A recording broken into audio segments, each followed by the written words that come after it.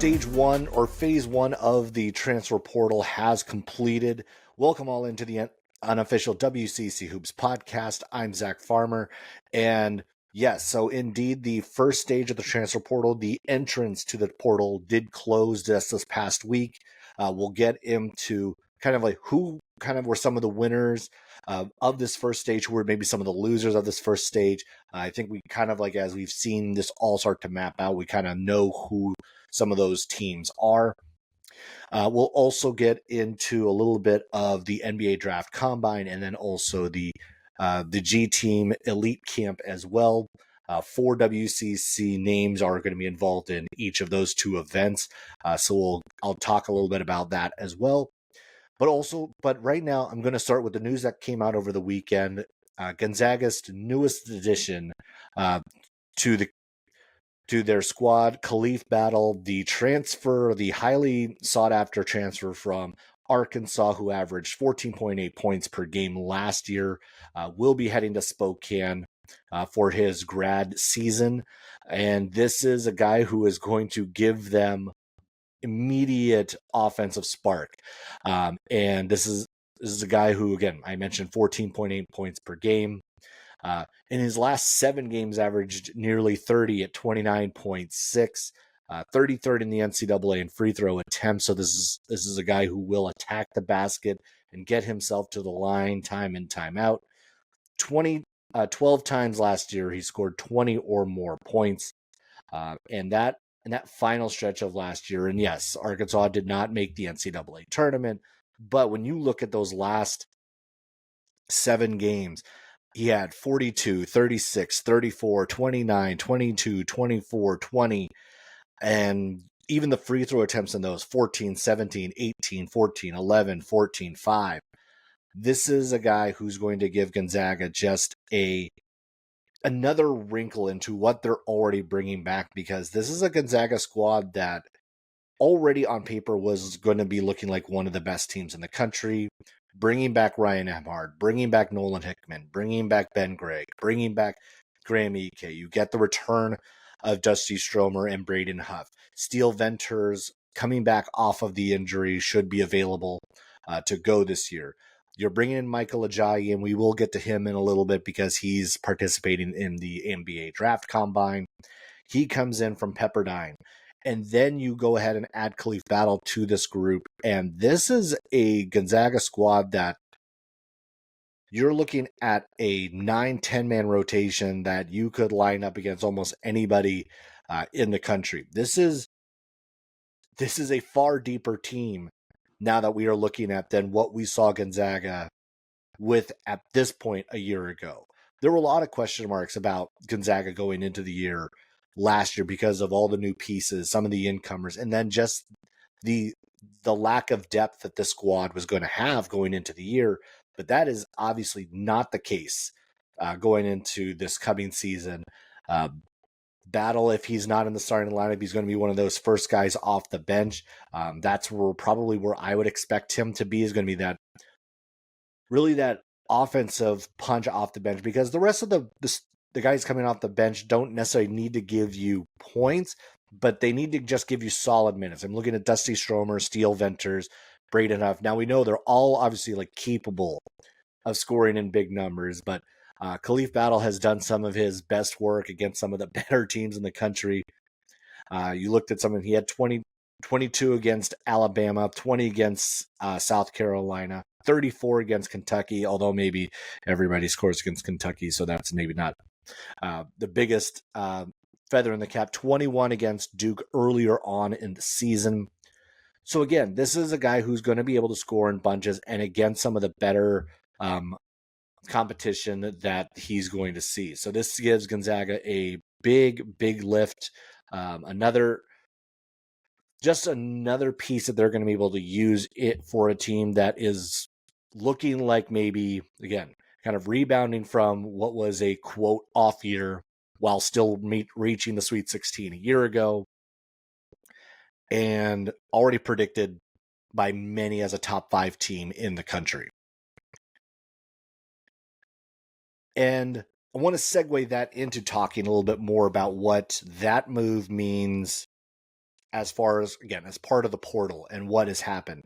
Gonzaga was not untouched by the transfer portal. They did lose 2 players to the portal, Luka Kragnovic and then also Pavle Stosic. Both entered the transfer portal for Gonzaga, or out of Gonzaga.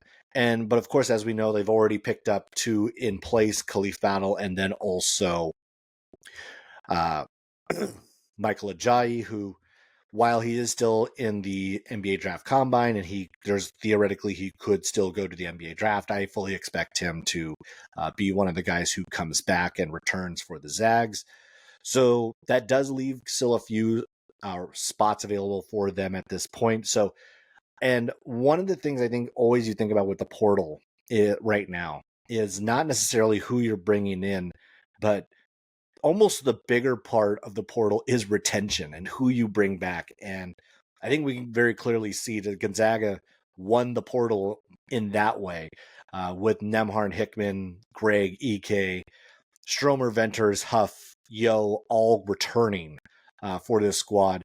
This is going to be maybe, we're going back to some of the teams, maybe not like the Drew Timme years, or even like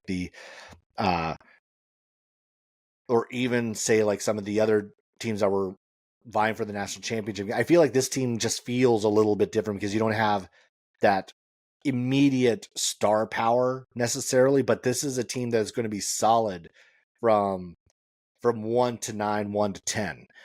And this is, I think, going to be a little bit more reminiscent of maybe like those mid 2010 teams of Gonzaga. That's still obviously very capable of getting deep, and I do expect them to get deeper into this tournament.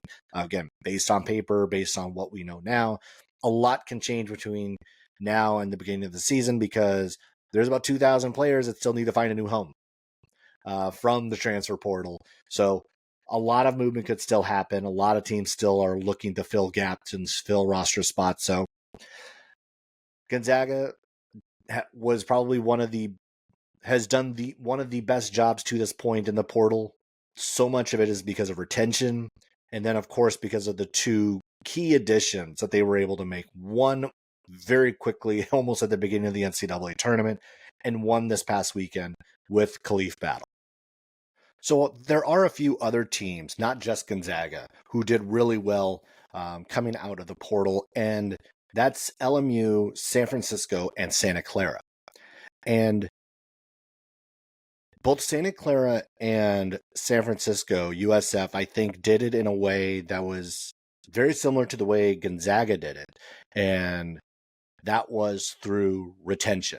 This was both of these programs did really well in keeping their guys around, which I think at this stage where we are in college basketball is almost just as much of an accomplishment as raiding the portal for a brand new roster, which obviously some WCC teams are still trying to do.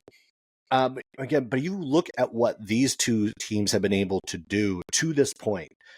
You look at who is coming back. USF brings back the likes of Malik Thomas, brings back Marcus Williams, brings back Duito Newberry, brings back Ryan Beasley.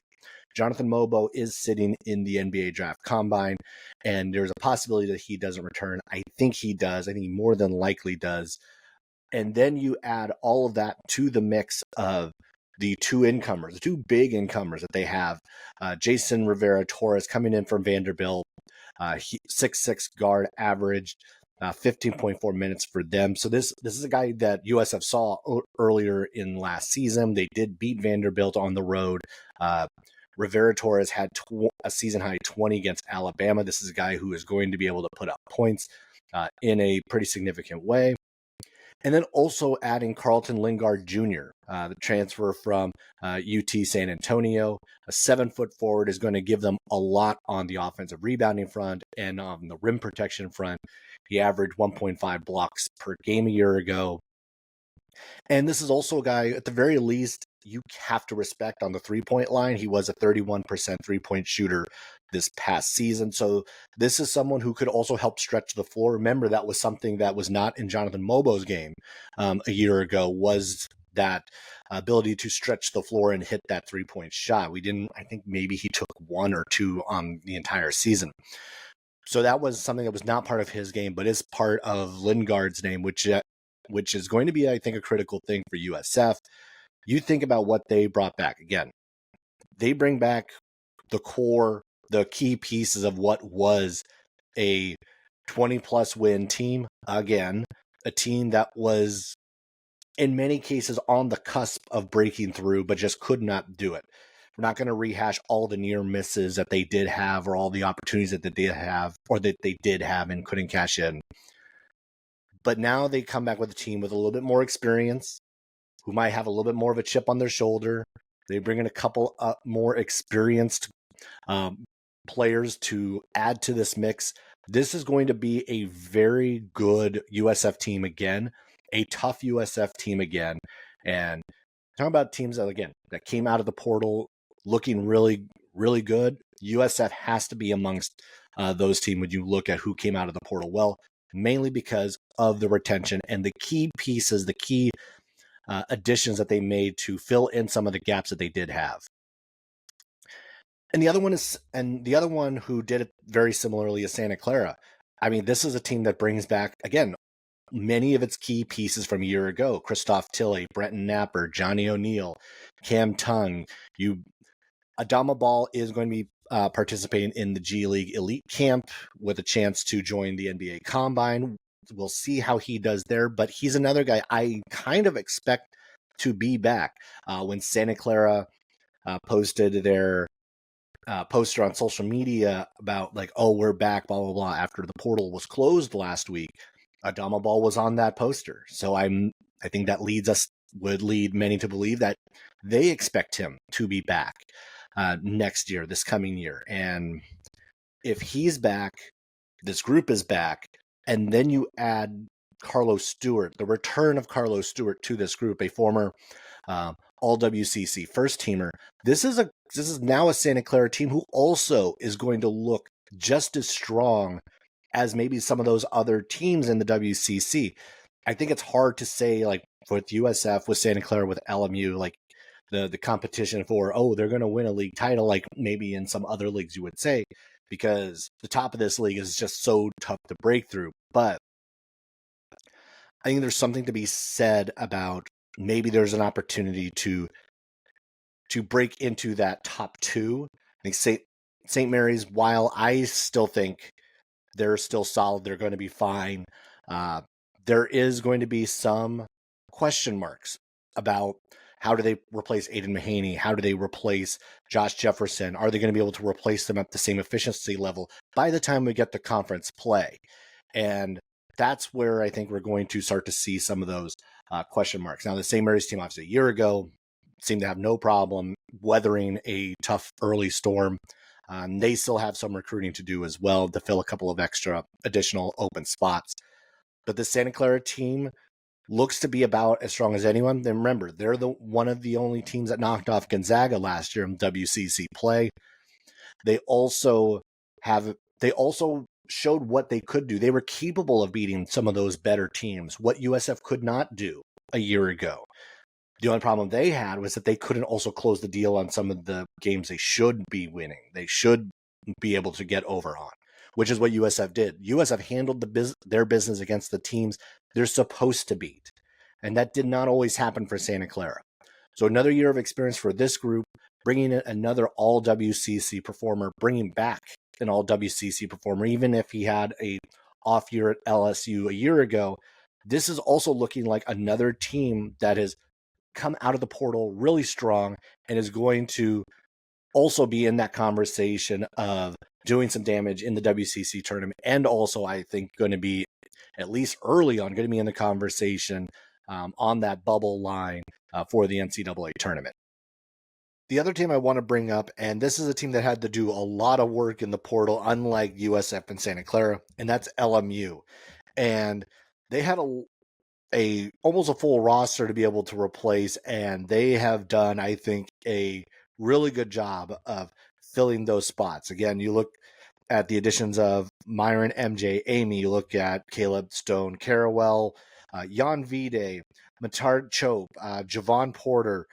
You added a lot of pieces that I think, in comparison to what LMU was able to add a year ago, the pieces seem to be a little more cohesive, that the puzzle pieces fit better together with this group than maybe the pieces did a year ago. Last year, it seemed a little bit more trying to let's get a few guys who maybe do very similar things, and one of them is going to hit. And to an extent, that's kind of what we saw a year ago. Obviously, injuries also devastated what LMU was trying to do as well.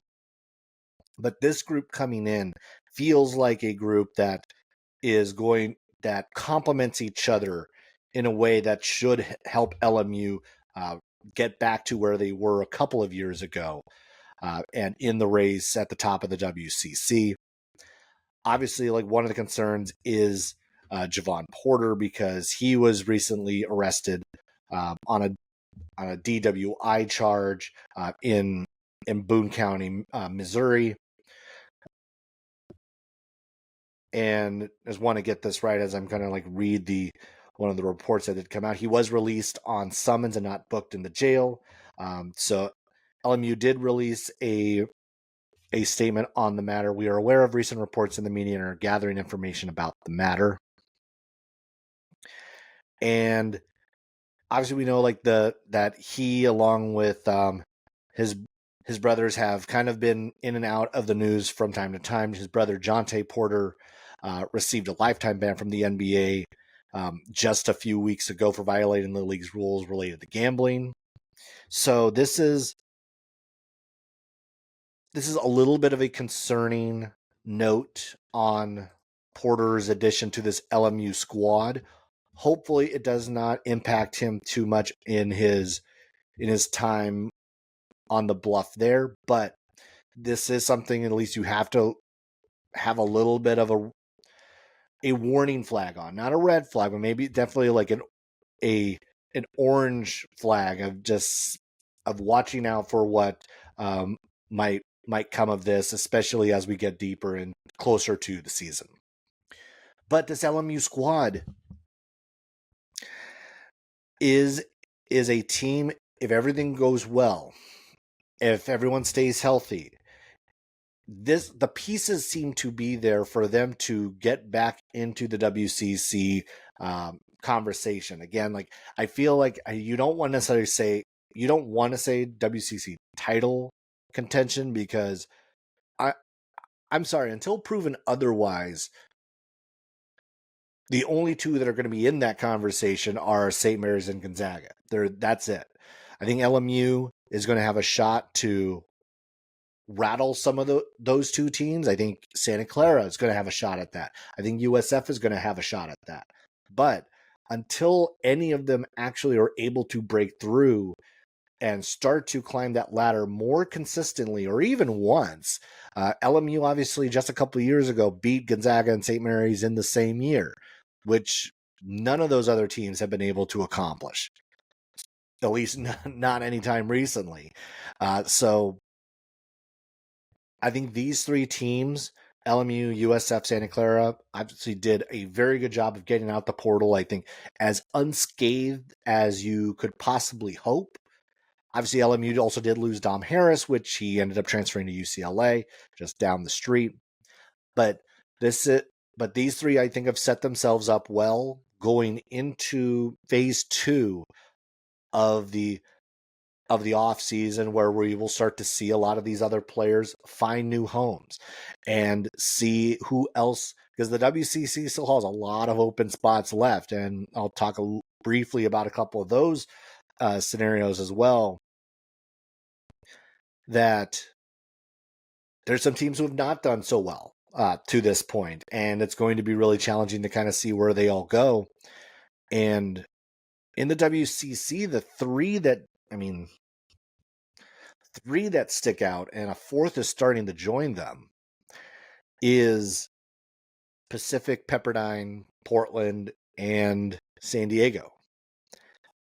Each of them have really struggled to refill their rosters. Now, Portland did add I think it's 4 different players just in the last few weeks. So they are starting to work their way toward refilling a roster that They have desperately actually needed to refill. So Portland is definitely in the mode of remedying what has kind of ailed them over the last few weeks. Max McKinnon coming over was one of those additions coming over from Elon. You had also the likes of Ozzy Rapp coming in, Jermaine Balasagar Webb coming over from American University. He's going to be an interesting piece for the pilot. So they have a few guys who are starting to come over, but Portland, but Pepperdine, Pacific, the P schools really have some work to do. Pacific was able to add Lamar Washington from Texas Tech, so one of the players that came over with Dave Smart from the Red Raiders. But those three, Pepperdine really hasn't been able to add much of anybody to this point. I believe they've only added 2 players to this point. Pacific just the one. Pepperdine again, or Portland mentioned that they've only added a few as well.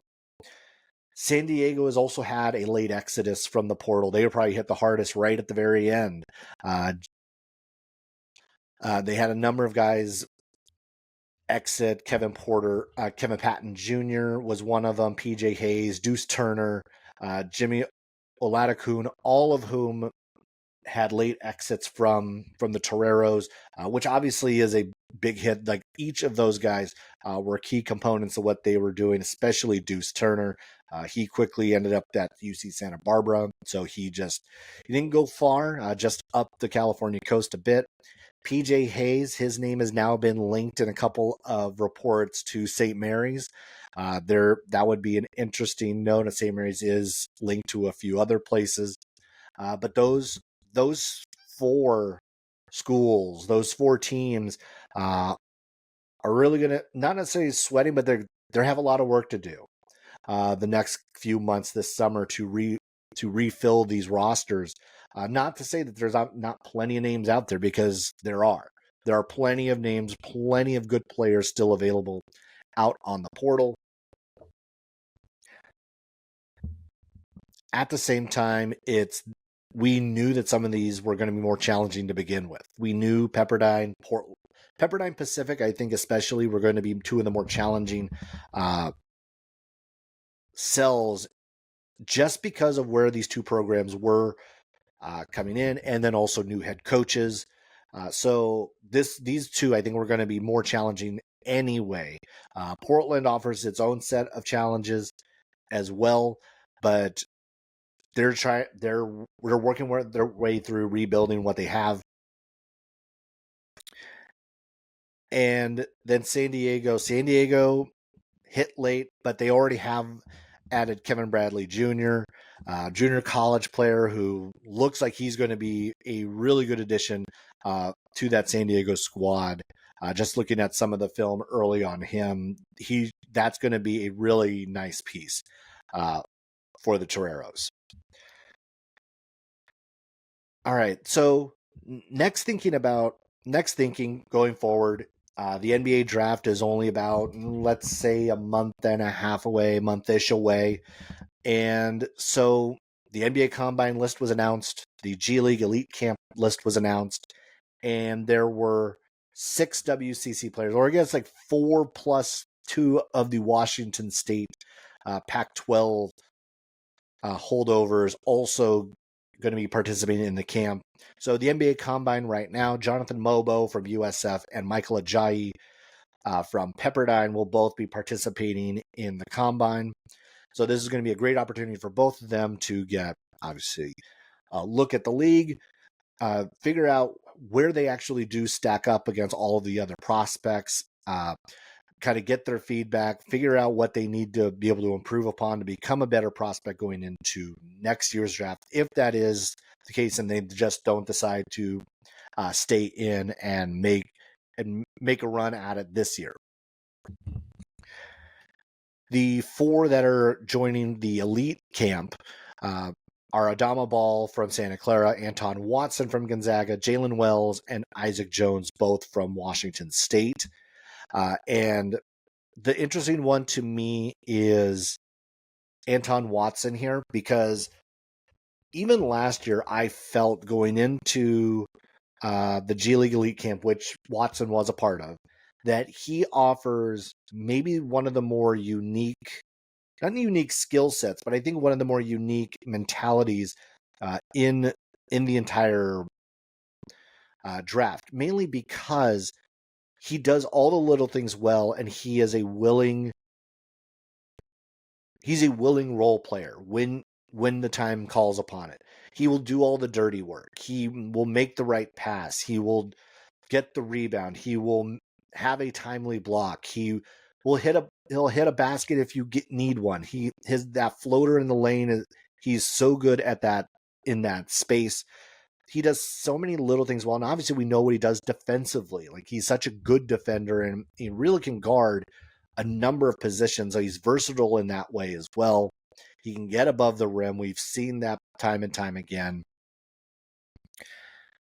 Watson feels like the type of guy where he's not going to, obviously he's not the most flashy. He's not going to jump off the screen in any respect. But what he's going to do, he's probably going to work just as hard, if not harder, than anybody who's out there. He's going to do the little things right. And he's going to do a lot of things that coaches are going to like. Now, I don't think that necessarily means that a team might use a draft pick on him. What I do think, though, that means is that he's going to find his way onto a summer league team. He's going to find his way onto a roster. He's going to find his way onto an NBA team, I think, by next season. And I think of the group there, I think I probably am the most confident about he being able to find a way to do that. I think Ajayi still probably needs another year of season. I think he probably returns. Adama Ball, I feel kind of the same way. Where now very highs and lows for him. I think the injury really kind of curtailed what we might have been able to see from him later on in the season. So I think NBA scouts might want to see just a little bit more from him. Jonathan Mobile, kind of the same thing, just not with the injuries. I think he needs to prove it against better competition, where the few times he saw some better teams, he was not the star of the team. And I think if you're going to make your case for someone who would be an undersized big man, you're going to need to be able to do something that just jumps off the page and really kind of like shows how capable you are against some of the better competition that you see. And I think that's where his next step, his next development jump has to come from. He's able to get his numbers. He's able to get more or less do whatever he wants against some of the lesser competition that USF saw a year ago. If he can do that same thing, at least more consistently against good teams, I think that is going to really help his cause going forward. And 44. So in for the G League Elite Camp, 44 players, 2 days scrimmage. So starting on May 11th, and this is an opportunity for those players to get out there and play, and then potentially play their way into the draft combine. So I think that's how it works. It's the G League Elite Camp kind of is like the feeder into the combine. So Mobo and Ajayi are good to go for the combine. Ball, Watson, Wells, and Jones all going to be playing for that right to get into the combine.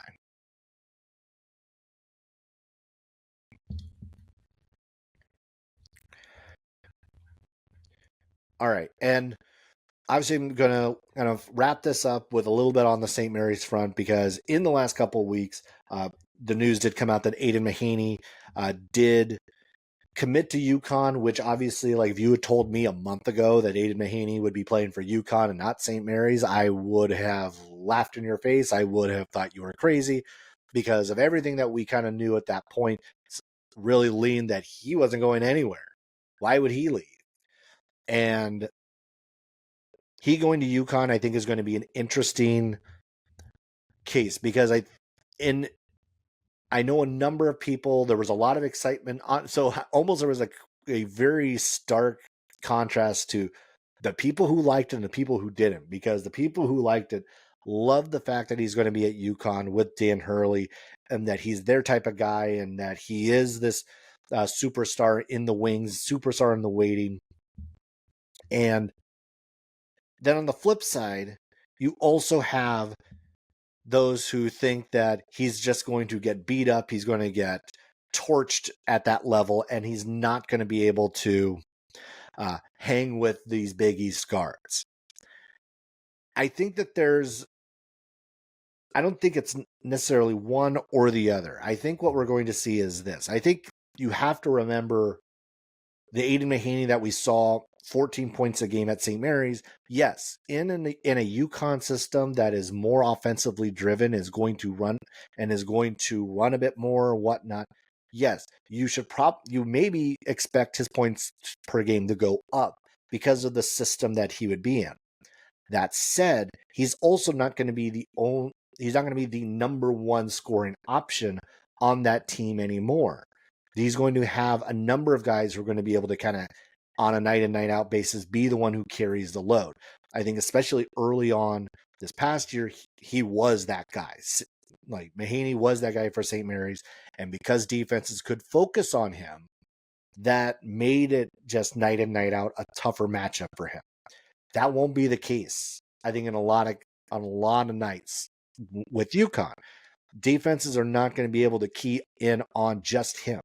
And because they can't key on just him, he's likely going to have an easier time getting to the basket, getting the looks that he's going to want, again, with another year of experience and all those sorts of things.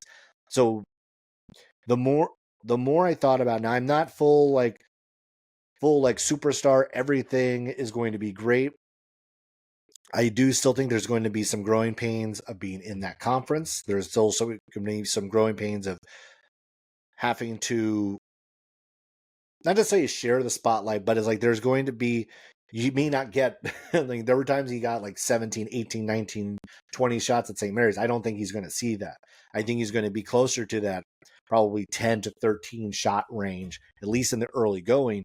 And he's going to have to show that he can do it night in, night out with a squad around him that is going to be better personnel-wise than the St. Mary's squad that he was on. Obviously not saying that the St. Mary's squad he was on was not good, because obviously they were. They were just not UConn good. And I mean, and to that extent, who is? No one has proven that they can be UConn good over the last 2 years. All that said, I think it's going to be an interesting watch to see how he plays there, what he's going to look like. And then the other interesting note is that his better games against top tier opponents was against Gonzaga. And guess who plays Gonzaga in November? That's right, UConn. So Aiden Mahaney will once again see Gonzaga, and he can be a thorn in their side one more time. All right. Well, that'll do it for this episode of the unofficial WCC Hoops podcast. Be sure to hit the subscribe button and follow on social media. Unofficial WCC pod on Instagram, unoff WCC pod on Twitter, at Post by Zach on all the social. Follow there as well. All right. Well, that'll do it. Thanks for listening, everybody, and I will catch you later.